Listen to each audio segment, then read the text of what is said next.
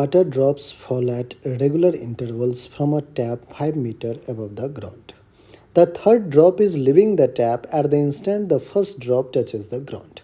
How far above the ground is the second drop at that instant? बच्चों situation देखिए, ये है आपका थर्ड ड्रॉप, टैप से अभी निकल ही रहा है जब हमारा फर्स्ट ड्रॉप जो है वो ग्राउंड पे पहुंच चुका है।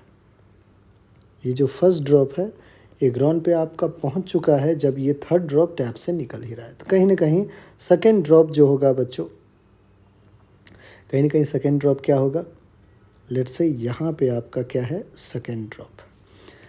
थर्ड ड्रॉप जो कि टैप से अभी निकलने ही वाला है और फर्स्ट ड्रॉप के बीच में अगर डिस्टेंस आप देखें तो कितना है 5 मीटर। ठीक है, वो गिवन है ये चीज़ें।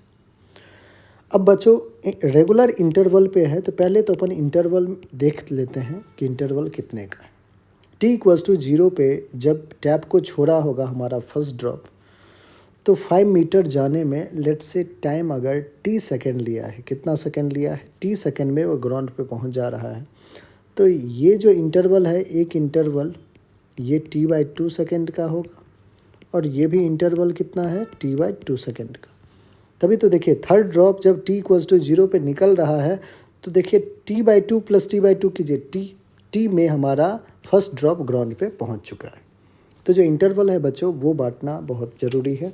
वो फर्स्ट और थर्ड, अगर सपोज कीजिए फोर्थ ड्रॉप होता तो हम t/3 का ले रहे होते, है ना। तो इसलिए आपको फर्स्ट मतलब जो ग्राउंड पे रिच हो चुका है और जो अभी t=0 पे निकल रहा है, इनके बीच में आपको इंटरवल को ऐसे ही डिवाइड करना है और रेगुलर इंटरवल है तो t/2। ठीक है बच्चों, अब एक बार t की वैल्यू कैलकुलेट कर ले। बिल्कुल, फर्स्ट ड्रॉप जब ग्राउंड पे पहुंचा है तो उसमें टाइम कितना लगा है, उसको t टाइम लगा है। क्या t का एक्सप्रेशन निकाल सकते हैं? हाँ भाई निकाल सकते हैं। u तो 0 रहेगा क्योंकि ड्रॉप बाय ड्रॉप वो गिर रहा है। h की वैल्यू जो है वो 5 मीटर गिवन है, तो लिख सकते हैं h=ut plus half of at², that is acceleration. यहाँ पे g है तो gt², ut तो 0 हो गया, h है 5, हाफ ऑफ g की वैल्यू 10 ले लेते हैं इंटू t²। 2 1 जा 2, 5 जा 5 ने 5 को कैंसिल किया, t² 1 आ गया, दैट मीन्स t की वैल्यू बच्चों कितना आ गया 1 सेकेंड। लीजिए अब t की वैल्यू पता चल चुका है। तो अब बच्चों ध्यान समझिएगा एक चीज़ है मैं जो करने वाला हूँ यहाँ पे, सेकेंड ड्रॉप लेट से यहाँ तक पहुँच चुका है, हमें नहीं पता कि ये कितना पहुंचा है तो इसको मैं x ले लेता हूँ।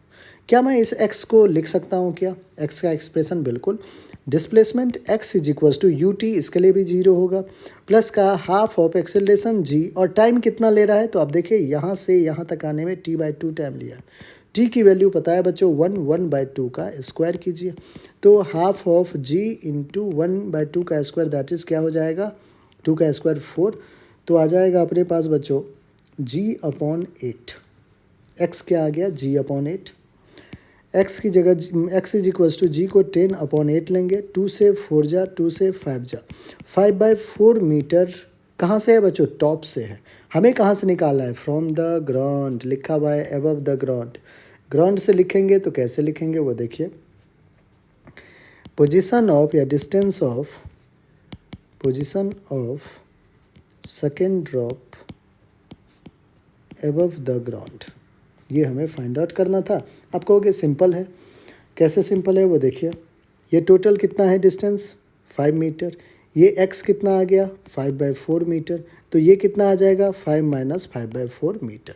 ठीक है बच्चों, तो आ गया आंसर आपका 5 - 5/4, दैट इज़ 5 4 जा 20, 20 - 5/4 दैट इज़ 15/4, 15/4 आपको 3.75 मीटर आंसर देगा। ओके, आई होप क्लियर होगा। 3.75 मीटर जो है बच्चों वो आपका बिल्कुल करेक्ट आंसर है। 3.75 हमारा थर्ड ऑप्शन है और थर्ड ही हमारा क्या है बिल्कुल